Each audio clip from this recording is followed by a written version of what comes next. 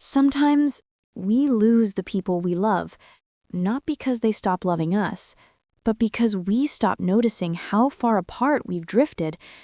Tonight, I want to share a story that feels deeply human, about love, regret, and the quiet courage it takes to begin again.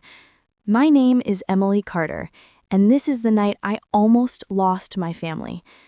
Take a deep breath, find a quiet space, and let this story remind you that even in silence, love can still find its way back. I never imagined I would sit in that empty room thinking about all the things I said and the things I did not.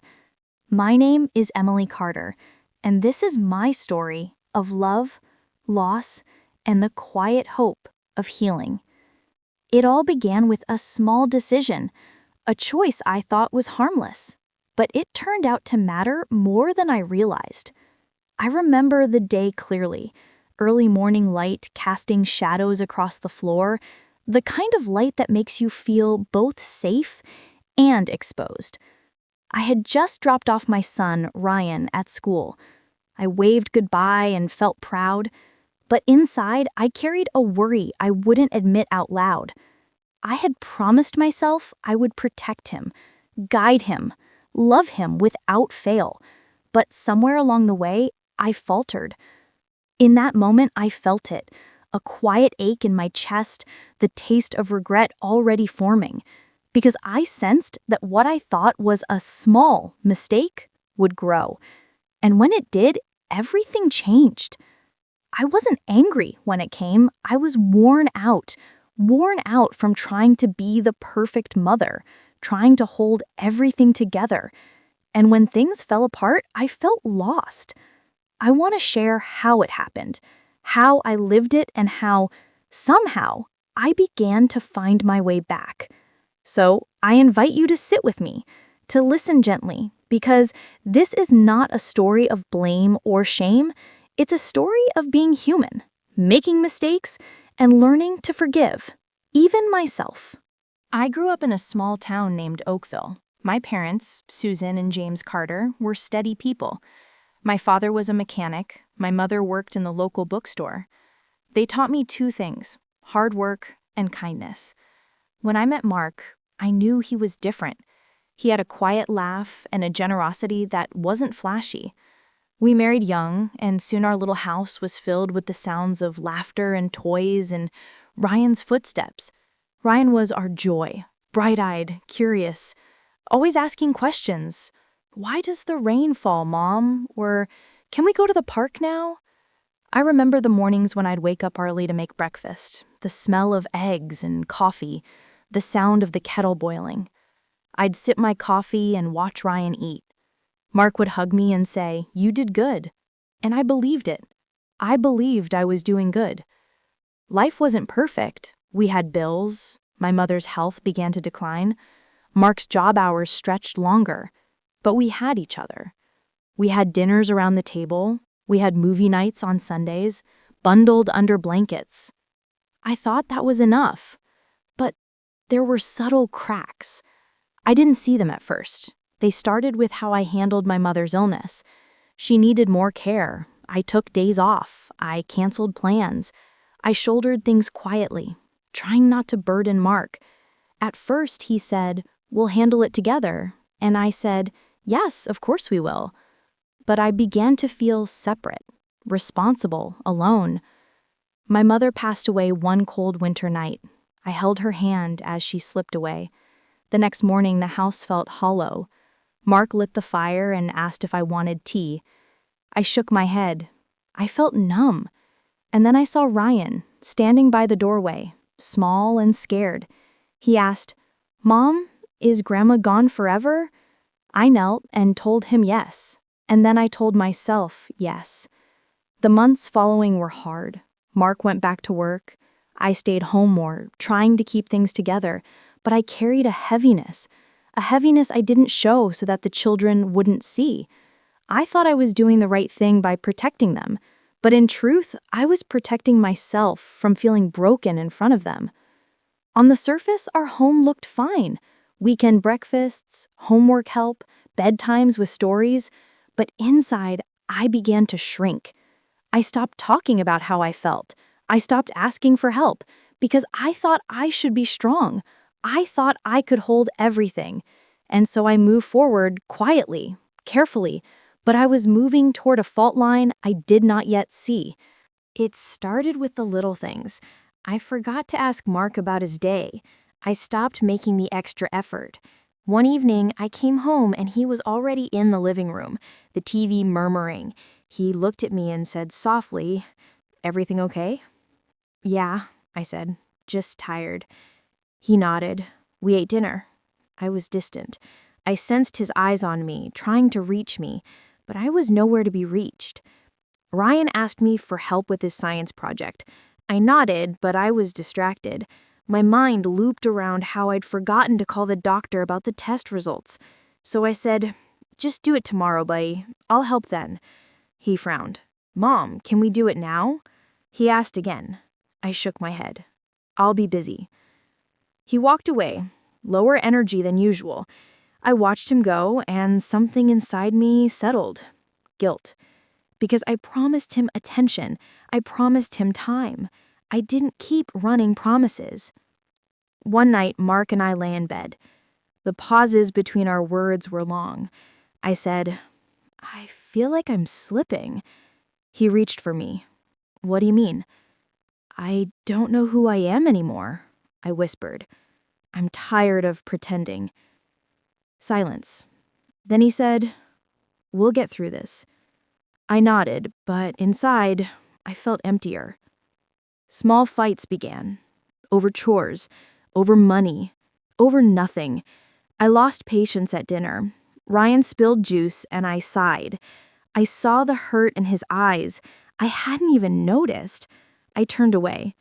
Another time, Mark said, "You used to smile when you came home." I didn't answer. I just looked away.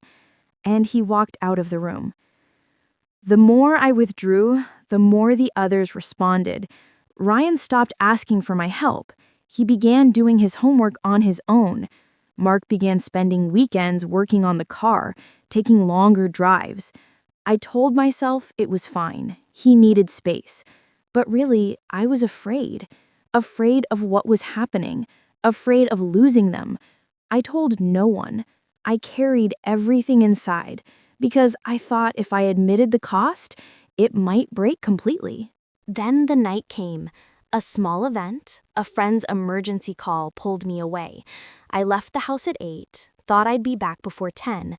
I didn't tell Mark. I just slipped out quietly, hoping to be quick. I came back after midnight. The house was dark. I tiptoed upstairs. I saw Mark asleep. Ryan's door was closed. I crawled into bed. He woke. "Where were you?" he asked. "Just out," I said, "helping someone." He didn't ask again. I didn't explain. We lay awake, the warmth between us gone. The next morning, proof arrived. I found a message on my phone from the neighbor. "Your husband asked for me yesterday." I froze. My heart sank. He wasn't angry. He was worried. Worried I was losing pieces of myself and losing him too. That afternoon, I confronted Mark. "You asked the neighbor about me," I said. He looked at me, his voice gentle. "I asked because you changed, because you left without telling me, because I love you." I backed away. My pride freed the tears. I was hurt by the question, but the real pain was what I ignored. I didn't say anything. I walked out. I needed air. I needed to face what I became. And then I saw Ryan in the kitchen. He was packing his school bag early. I said, "Buddy, what are you doing?" He didn't answer. He mumbled, "I'll be late." His backpack straps were off. He just sat, bag beside him. I felt the weight of what I lost. I lost his trust. I didn't protect the space we had. I realized how much I had let go. That night, Mark and I talked for hours. No shouts, no blame, just two tired people. I said, "I don't want us to break." He touched my hand. "Then we need to face this together." And in that moment, I knew. I was standing at the edge of either losing them or fighting back. I started small. I told Mark I needed help, that I couldn't carry this alone. He listened. He didn't fix me, but he let me speak. I cried. I told him I felt invisible. I told him I worried I was failing as a mother. He hugged me. He said, "I'm still here." We made changes. I set aside one evening a week just for us. No screens, no children's homework, just us. We walked in the park. We talked about simple things, the sky, the trees, the way Ryan's laughter sounds. I started reading bedtime stories to Ryan again. I sat down beside him at his homework table. I asked him questions, not to check his grade, but to ask about his day. Who did you sit next to at lunch? What made you smile? One afternoon, I found a little drawing taped to my bedroom door. It said, "Mommy, I love you. Please stay." I folded it and kept it in my journal, a reminder of the small things that matter. I also learned to ask for help outside. A counselor I met once a month. I talked about my mother's passing. I spoke the words I held silent. It hurt, but it healed. I learned that strength isn't always about holding on. It's sometimes about letting down the walls. Mark and we began to laugh again. Small laughs, tender ones. Ryan started asking me to help with his science project again, and I did. I slowed down. I stopped thinking I had to carry everything. I realized I was part of a team of 3, and maybe more. Family, friends, neighbors. I let them be part of the repair. There were still rough days I felt the old shadow pass, but I caught it early. I made a choice again, one of connection rather than escape. I embraced being vulnerable rather than perfect. I told Ryan, "Even when I'm wrong, I still love you." He hugged me without speaking. We held that moment for a long time. And Mark? He said to me one evening, "Thank you for staying." I said, "Thank you for waiting." And in that simple exchange, I felt something deepen, not just love, but respect, understanding, and hope. If I could go back, I would tell young Emily, you don't have to be the flawless mom, the perfect wife. I would say, your love counts more than your perfection. And by telling Ryan and Mark that, I began to live it. Now, when I sit in that same empty room, well, it's not quite empty anymore. There's a cushion on the chair where Mark sometimes sits. There's a picture of Ryan and me laughing on a beach. There's a softness in the air, a reminder of the journey. I have learned something simple but profound. Mistakes do not define us. Silence does. And the willingness to say, "I'm sorry," and "I need you," and "will you help me," that is where healing begins. I don't believe in perfect families. I believe in families who try, who speak, who hold each other even when it's hard. And I believe in mothers who admit they are tired and still show up, because showing up is enough. Love is enough. If you're listening to this, maybe you're in the middle of your own story. Maybe you feel distant or unseen, or like you've lost your laughter. I want you to know you are seen. Your small steps matter. The quiet words you whisper in the night matter. The way you touch your child's hair, the way you ask your partner how their day was, they matter. Time does not heal everything by itself. We heal by choosing each day, by choosing connection over isolation, by choosing vulnerability over pretense.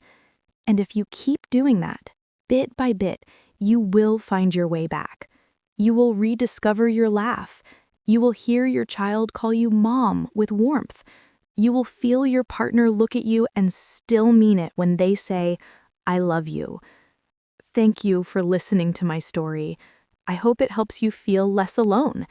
I hope it reminds you that it's okay to break, and it's okay to mend, and that love, quiet, steady, imperfect love, is enough. Sleep well, and tomorrow we try again. Thank you for listening to my story. If it touched your heart, remember, you are not alone. We all make mistakes. We all lose our way sometimes.